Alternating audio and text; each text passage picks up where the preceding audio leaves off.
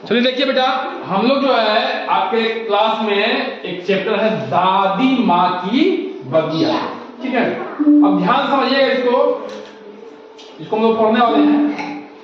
विशाल जो है दादी जी का पोता है जो बाहर कहीं रह के पढ़ता है, गर्मियों की छुट्टी में घर पे आया है, ठीक है।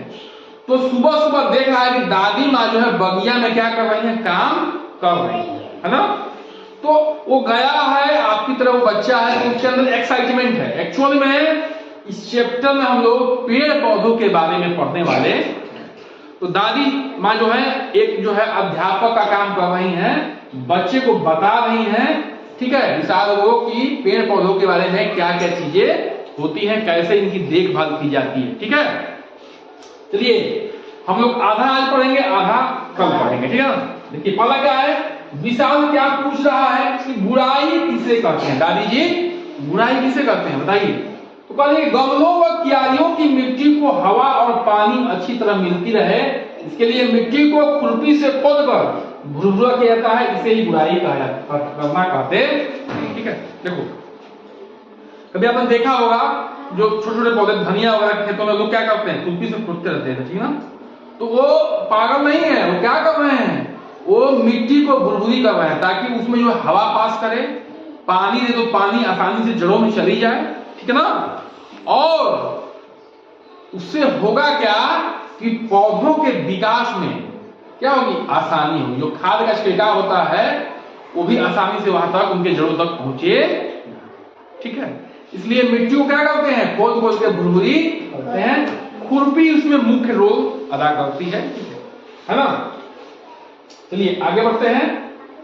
अगला प्रश्न क्या पूछता है बच्चा, ठीक है, कि पेड़ पौधों कोई आवश्यकता क्या क्या है। तो दादी जी कहती है देखिए हमें भी जीवन जीने के लिए किसकी आवश्यकता है, भोजन की, है कि नहीं बताइए।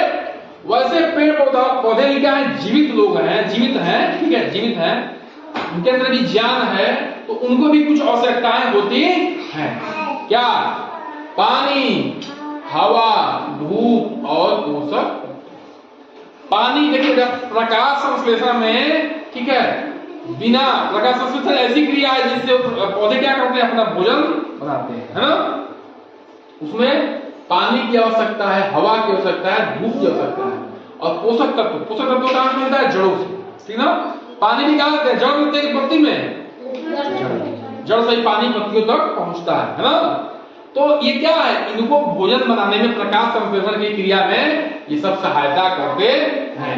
धूप, हवा, पानी और पोषक तत्व। जो हम लोग खाद छिड़कते हैं, देखे हो रासायनिक खाद, यूरिया, पोटास, डाई, सब छिड़कते हैं, छिड़कते खेतों में, वो सब क्या है, पोषक तत्व है। अच्छा नहीं छिड़केंगे तो नहीं होगा, कमजोर होगा। क्यों बेटा समझिए, क्यों कमजोर होगा, क्योंकि हम हर साल फसल की खेती कर रहे हैं, हाँ? अब जो पिछला सीजन का फसल है वो पोषक तत्व निकाल चुका है, उसने पिछला का निकाल चुका है। हम लोग क्या कर रहे हैं, बाहर से दे रहे हैं, क्या रहे हैं, बाहर से पोषक तत्व डाल रहे हैं। नहीं डालेंगे तो नहीं होगा, बढ़िया नहीं होगा।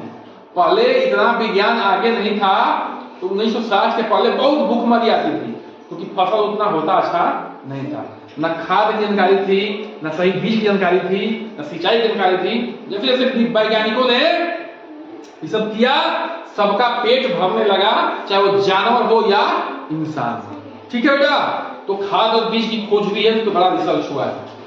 पौधों को पानी कब डालना चाहिए, पौधों को पानी कब डालना चाहिए, ठीक है बेटा, सुबह और शाम। देखिए बेटा दोपहर को पानी नहीं डालना चाहिए, किसी नहीं डालना चाहिए। देखिए जब आप गर्मी के दिन में एकदम धूप में चिलचिलाती धूप में आते होंगे, तो मम्मी कहती होंगी तुरंत पानी मत पीना है, तुरंत ठंडा पानी मत पीना है, नहीं तो नुकसान कर देगा, ठीक है। ऐसे ही पौधों के साथ है, अगर तेज धूप है दोपहर में, मिट्टी गर्म हो गई है, अगर दोपहर में पानी आप डालेंगे तो जड़ों पे बुरा प्रभाव पड़ेगा। एकदम गर्म है, एकदम तुरंत क्या जाएगा, ठंडा हो जाएगा। तो जड़ जो है पानी पौधों से क्या हो सकते हैं, झुलस सकते हैं, जड़ों पे क्या मैंने कहने का मतलब है बुरा प्रभाव पड़ेगा, ठीक है। इसीलिए सुबह में और शाम में जड़ का जो मिट्टी, जड़ के पास जो मिट्टी होती है वो ठंडी होती है, तो पानी जब डालेंगे तो जड़ पे कोई बुरा प्रभाव नहीं पड़ेगा, ठीक है बेटा। इसलिए कहा जाता है कि पानी जब कब डालना चाहिए, सुबह और शाम को डालना चाहिए, ठीक है ना। अगला क्या है, विशाल कहा कि दादी जी निराई क्या होती है, इसका क्या लाभ है? निराई क्या होती है बच्चे? देखो खेतों में देखे होंगे कि घास, सूखे पत्ते और फूल इत्यादि जंगली पौधे भी गमलों क्यारियों में उग जाते हैं। उगते नहीं उगते हैं? तो हम लोग क्या करते हैं, जब खुरपी से खोदते हैं तो क्या करते हैं, जो जंगली पौधे हैं या घास वगैरह उसको निकाल लेते हैं। क्यों निकालते हैं? कि जब उसमें हम पानी देंगे, खाद देंगे तो क्या करेगा, वो भी तो बढ़ेगा, वो भी तो पौधा ही है। तो हमारे पौधे को सही तरीके से पानी और खाद नहीं मिल पाएगा, इसलिए उसको निकाल देते हैं कि हमारे पौधे को सही तरीके से खाद, पानी और धूप मिले ताकि वो अच्छे से विकास करे। ठीक है बेटा, बात समझ रहे हो? हाँ, इसीलिए हम लोग बाकी जो फालतू घास फूस है और जंगली पौधे हैं उनको निकाल के हटा देते हैं। ठीक है ना? तो उनसे रोपे गए पौधे को क्या मिलेगा, अधिक खाद मिलेगा, पानी और धूप मिलेगा।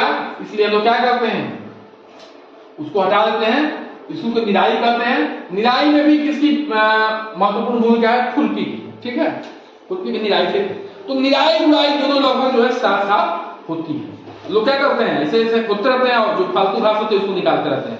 तो उन्होंने मिट्टी को जब भुरभुरा किया तो गुड़ाई हो गया, और घास को निकाला तो क्या हो गया, वो निराई हो गया। ठीक है, बस यही है। तो आधा हम लोग पढ़ चुके हैं, आधा कल पढ़ेंगे। पेड़ों के बारे में था, चलिए इसको आप लोग नोट डाउन कर लीजिए बेटा। ठीक है।